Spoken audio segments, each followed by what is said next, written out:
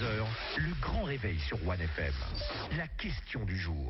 La question du jour se tourne vers les États-Unis, Cédric. Une année après son élection, comment appréciez-vous la présidence de Barack Obama? C'est en ligne sur www.onefm.ch. Alors pour l'instant, 60% de nos auditeurs nous disent on l'apprécie beaucoup, 20% un peu, et passionnément pas du tout, 10%. On sent véritablement une sorte de descente, en tout cas dans l'appréciation de Barack Obama par rapport à il y a exactement une année, quand il a été élu président des États-Unis. On en parle ce matin en compagnie de Daniel Warner, le plus genevois des politologues américains. Daniel Warner, bienvenue ce matin dans le grand réveil de One FM. Bonjour, bonjour. Alors un mot sur Barack Obama. Effectivement, on sent que ça devient un peu difficile cette année. Alors la première année, c'est pas forcément la plus facile. Les comparaisons ont été faites hier avec JFK, John Fitzgerald Kennedy. Mais cela dit, est-ce qu'effectivement la passion qu'il avait suscitée s'effrite? C'est certain que l'enthousiasme qu'on a eu il y a une année n'est plus là. Mais il faut quand même faire une distinction entre la personne d'Obama, qui reste très attachant, avec une femme merveilleuse, deux enfants brillantes, tout ça c'est bien. Mais il faut voir la performance, et c'est ça que les gens aux États-Unis commencent à prendre des doutes. Et l'élection en Massachusetts l'autre jour met en danger le programme et tout le performance. Alors on va de préciser l'élection effectivement qui s'est déroulée hier, où le parti démocrate a perdu le siège qui était détenu par eux pendant près de 50 ans, je crois. Enfin, c'était le clan Kennedy qui a trusté ce siège pendant ces années, perdu hier au profit des Républicains. C'est la renaissance des Républicains. Les Républicains sont de retour. Ça, c'est une très bonne question. C'est pas la renaissance du parti républicain parce qu'il n'y a pas de leader, mais c'est quand même une indication que l'administration Obama est en difficulté. Les difficultés justement de Obama, est-ce qu'on pouvait les prévoir? Est-ce que c'était attendu qu'il allait perdre de sa superbe? Ou est-ce que finalement il y a eu quand même quelques éléments qui ont fait que... Toute la lumière doit arrêter à un moment ou d'autre. Et donc c'était pas possible de continuer avec l'euphorie de 2009, du mois de janvier. Mais quand même, il a pris certaines décisions. Par exemple, il a aidé beaucoup les banques. Et on voit maintenant que les banquiers vont faire des bonus extraordinaires. Mais il y a quand même 10% de chômage officiel aux États-Unis, 17% pas officiel. Et là, à un moment donné, les gens disent, mais attendez, on a donné beaucoup d'argent pour les banques, mais nous, notre situation économique, financière n'a pas changé. Un mot sur sa femme, vous en parliez tout à l'heure. On attendait beaucoup aussi de cette First Lady, cette première dame noire, très discret aussi cette première année de la part de Madame Obama. Assez discrète. Je crois que comme son mari, ils ne seront pas focalisés sur certaines choses.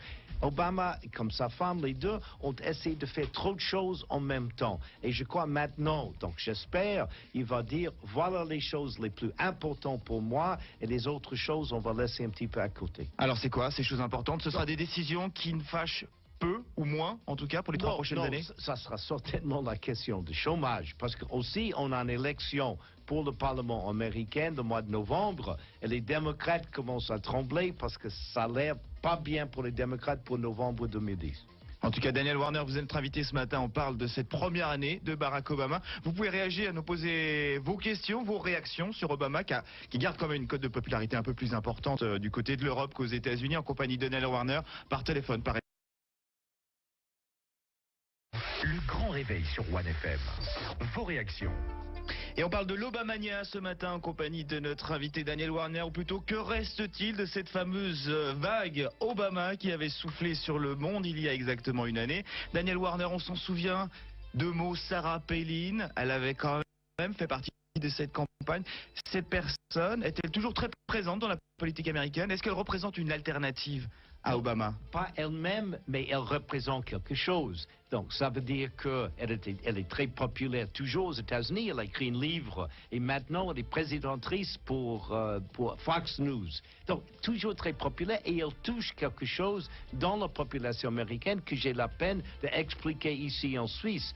Ça veut dire qu'Obama est beaucoup plus aimé en Europe parce qu'il est très cosmopolite, mais aux États-Unis, certainement les États-Unis profonds, profonde, il aura toujours des problèmes. Mais justement, vous le dites, il est très apprécié en Europe, il est un peu moins maintenant aux États-Unis. Est-ce que ça le dessert? Est-ce qu'on connaît la mentalité américaine? On se dit que si quelqu'un est apprécié en Europe, Tout ça veut à dire que fait. c'est un socialiste, donc il n'est pas bon pour nous. Ou socialiste ou d'autres choses. John Kerry était interdit de parler le français pendant la campagne présidentielle parce que les gens disent dès qu'il parle français, ça ne sera pas bon pour le peuple américain. Oui, c'est juste. Parlant de Sarah Palin et de popularité, Barack Obama s'est entouré, on l'a vu dans les médias, de George Clooney, de plein de stars américaines pour le conseiller, en fait, sur son image.